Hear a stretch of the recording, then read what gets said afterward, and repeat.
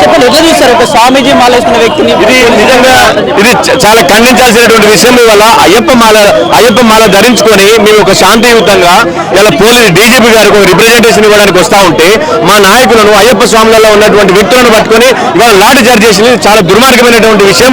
ఇవాళ ఈ కాంగ్రెస్ ప్రభుత్వం ఎటువైపు ఆలోచన చేస్తుంటే ఒకసారి ఆలోచించాల్సినటువంటి అవసరం ఉన్నది. ఇవాళ మేము అడిగింది ఏంటి, అయ్యప్ప మాలలో ఉన్నటువంటి వ్యక్తులు ఎవరైతే పోలీసులు ఉన్నారో వాళ్ళకి మెమోలు ఇస్తా ఉన్నారు. ఇది సరైనటువంటి విధానం కాదు. ఇది మన సంస్కృతి, మన కల్చర్. ఇవాళ హిందూ సనాతన ధర్మం మీద, హిందూ కల్చర్ మీద ఇవాళ దాడి చేస్తా ఉన్నారు.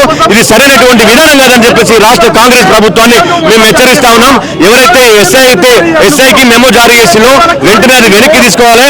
అలాగే కళాశాలలో కానీ పాఠశాలలో కానీ ఇవాళ అయ్యప్ప స్వాములకు ఒక రెస్పెక్ట్ ఇవ్వాలని చెప్పేసి ఇవాళ భారతీయ జనతా పార్టీ తరఫున, భారతీయ జనతా యువమోర్చా తరఫున మేము డిమాండ్ చేస్తా ఉన్నాం.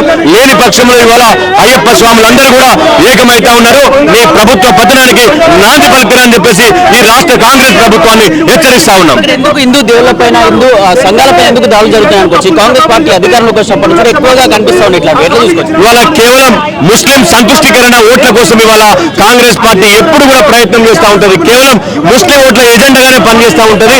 కానీ హిందువులన్నా కూడా, హిందువుల ఓట్లన్నా కూడా, హిందూ సంప్రదాయాలన్నా, హిందూ దేవుళ్ళన్నా కూడా ఈ కాంగ్రెస్ పార్టీకి కానీ, కాంగ్రెస్ ప్రభుత్వానికి కానీ ఎప్పుడు మొండి వైఖరిగానే ఉంటుంది. ఇది సరైనటువంటి విధానం కాదు.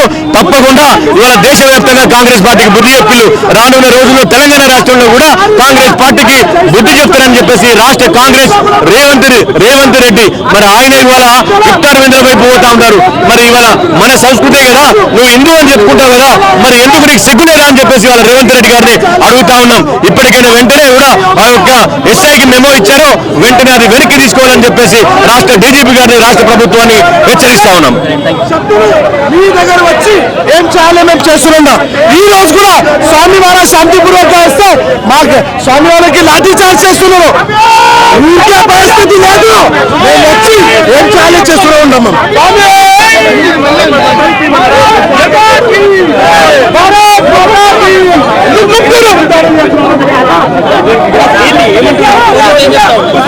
ఈ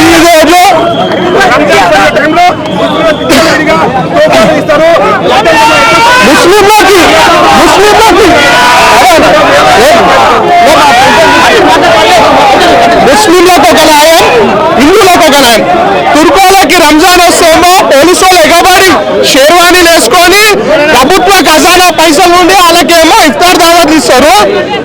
హిందువులు అయ్యప్ప స్వామి పవిత్రమైన దీక్షని వాళ్ళ సొంత పైసలతో వేసుకొని దీక్ష చేస్తే నువ్వు రూల్స్ కి విరుద్ధంగా చేస్తున్నావు అని చెప్పి అతనికి మెమో ఇస్తడం జరిగింది. అంటే నేను అడుగుతున్న పోలీసులు న్యాయాన్ని, చట్టాన్ని కాపాడే వ్యక్తులు. వీళ్ళే ఒక వర్గానికి కొమ్ము కాస్తూ ఇంకొక వర్గాన్ని అవమానపరిచే విధంగా హిందువుల మనోభావాలు తీసే విధంగా చేస్తున్నారంటే ఎందుకు ప్రభుత్వం వారిపై యాక్షన్ తీసుకుంటలేదు? ఇదే తుర్కోలకు చేస్తారా?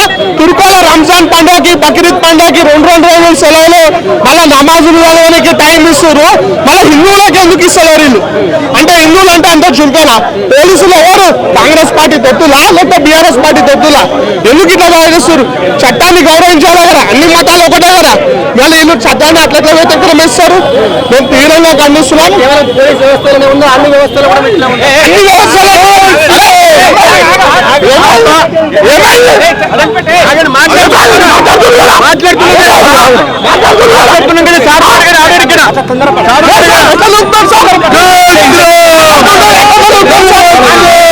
పోలీసుల తీరును మేము తీవ్రంగా ఖండిస్తున్నాం. మాకు హిందువులకు క్షమాపణ చెప్పాలా? పోలీసులు అంటే వాళ్ళకి మనుషులు లేరా? హిందువులు కారా పోలీసులు? వాళ్ళకి మత ఆచారాలు ఉండే కేవలం దుర్గలు ఉంటారా? మన హిందూ పోలీసులు ఏం చేయాలా? క్రిస్టియన్ పోలీసులు ఏం చేయాలి? అలా మతాలను వదిలిపెట్టుకొని రావాలా? అరే రేవంత్ రెడ్డికి ఒకటే ఓట్ల కోసం తురుకోలని జోక్కుంటా తిరుగుతున్నాడు. గతంలో కేసీఆర్ కేటీఆర్ ఎట్లా జోక్కుంటా తిరిగిందో ఈయన కూడా అట్లనే జోక్కుంటా తిరుగుకుంటా ముస్లింలకి ఎంకరేజ్మెంట్ చేస్తుంది. ఇప్పుడు ఏంటంటే జిహెచ్ఎంసీ మున్సిపల్ ఎలక్షన్ వస్తున్నాయి.